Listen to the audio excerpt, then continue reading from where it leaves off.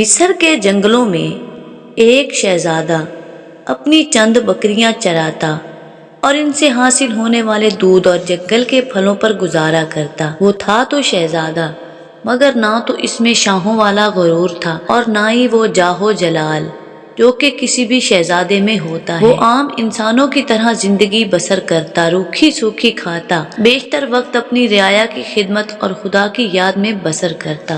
اس کی نیک چلنی کا پوری ریاست میں چرچا تھا۔ اسے یہ خصوصیات اپنے رحم دل باپ سے وراثت میں ملی تھی۔ ایک دن شہزادہ معمول کے مطابق رعایا کے مسائل سننے کے بعد جنگل میں دنیا سے بے نیاز خدا کی یاد میں محو تھا کہ اس نے دیکھا ایک غریب لکڑہارا اپنے گدھے کو ساتھ لیے ہوئے لکڑیاں کاٹ رہا ہے اور اس سے باتیں بھی کیے جا رہا ہے۔ حالانکہ اسے معلوم تھا کہ نہ تو گدھا اس کی بات سن رہا ہے اور نہ ہی سمجھ رہا ہے، اور پھر وہ زاروں قطار رونے لگا۔ شہزادہ یہ سب کچھ دیکھ کر بہت حیران ہوا کہ لکڑہارا روزانہ لکڑیاں کاٹتا، گدھے سے چند باتیں کرتا اور پھر پھوٹ پھوٹ کر رونے لگتا۔ چند روز یہی معاملہ رہا۔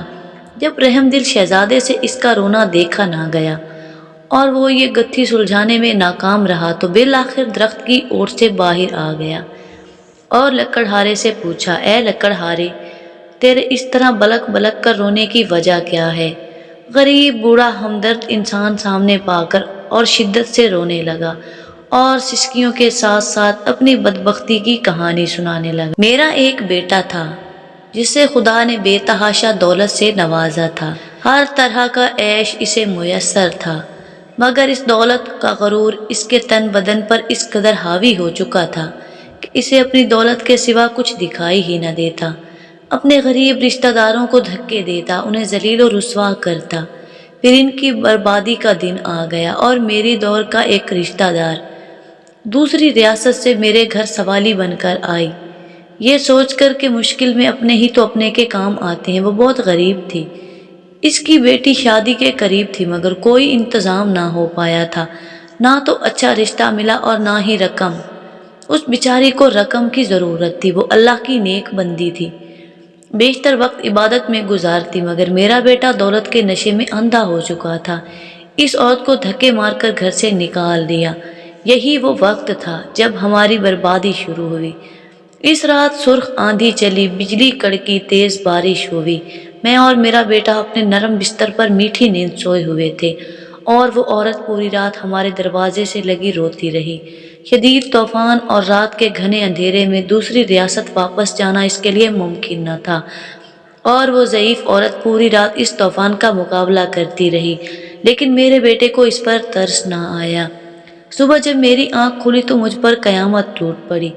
میرا بیٹا گدھے کی صورت اختیار کر چکا تھا، گھر کا سارا سامان آسمانی بجلی گرنے کی وجہ سے جل چکا، سب کچھ برباد ہو گیا۔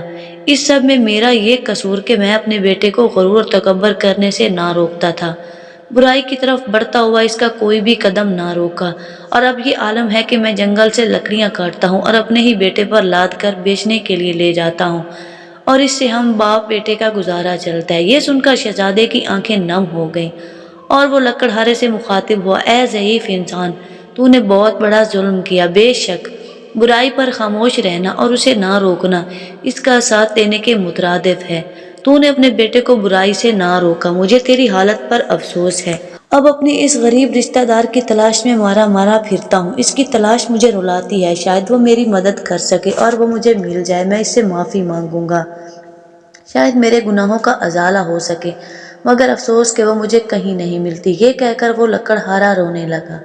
شہزادے نے اس کے آنسو پوچھتے ہوئے کہا، تو اپنے گناہوں کی معافی اللہ سے مانگ، وہ بہت رحیم ہے، اگر اس نے تجھے معاف کر دیا تو وہ تجھے اس عورت تک بھی پہنچانے کا کوئی نہ کوئی سبب ضرور بنا دے گا، وہ بہت مہربان ہے، اپنے بندوں پر ظلم نہیں کرتا۔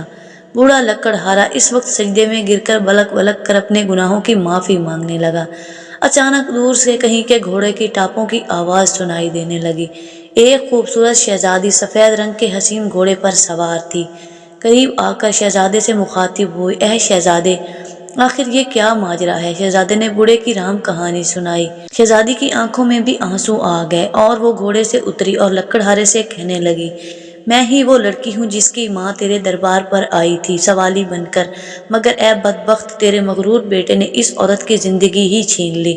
ساری رات تیرے دروازے پر تیز بارش میں طوفان کا مقابلہ کرتی رہی، شاید تجھے رحم آ جائے۔ بالآخر تیز بارش کی ٹھنڈی بوندوں کو وہ بوڑھی جان برداشت نہ کر سکی اور دنیا سے چلی گئی۔ جب صبح ہوئی تو رحم دل بادشاہ معمول کے گشت پر تھا، اس کا وہاں سے گزر ہوا۔ وہ میری ماں کو جب گھر لایا تو ماں کی لاش دیکھ کر میرے پیروں تلے سے زمین نکل گئی۔ اب میرا سہارا کوئی نہ تھا۔ بادشاہ یہ دیکھ کر بہت پریشان ہوا۔ بالآخر اس نے مجھے اپنے ساتھ لے جانے کا فیصلہ کیا۔ کچھ عرصہ میں اس کے محل میں رہی اور اس نے مجھے نیک لڑکی پا کر اپنے بیٹے سے میری شادی کرا دی۔ شاید یہ میری ماں کی دعاؤں کا نتیجہ، جس نے میری خاطر اپنی جان قربان کر دی، اور اس نے رب سے مجھ غریب کو فرش پر اٹھا کر عرش پر بٹھا دیا اور اس نیک شہزادے سے میری شادی کرا دی جو اس وقت تیرے سامنے کھڑا ہے، اور تجھے تیرے مغرور بیٹے کے کرموں نے عرش سے فرش پر گرا دیا۔ خدا کی قدرت دیکھ کر لکڑہارا شرمندہ سے زمین میں گرتا گیا اور رو رو کر شہزادی سے کہنے لگا، مجھے معاف کر دو رحم دل شہزادی، تم بہت رحم دل تھی۔ لکڑہارے کے آنسوؤں سے اس کا دل بھر آیا اور اس نے شہزادی نے رحم دلی سے اس لکڑہارے کو معاف کر دیا۔ خدا کی قدرت، لڑکا اسی لمحے اپنے اصل روپ میں واپس آ گیا اور خدا کے حضور سجدے میں گر گیا اور شہزادی سے بھی معافی مانگی۔ شہزادی نے اسے معاف کر دیا۔ بالآخر دونوں باپ بیٹا اپنی جھونپڑی کی طرف روانہ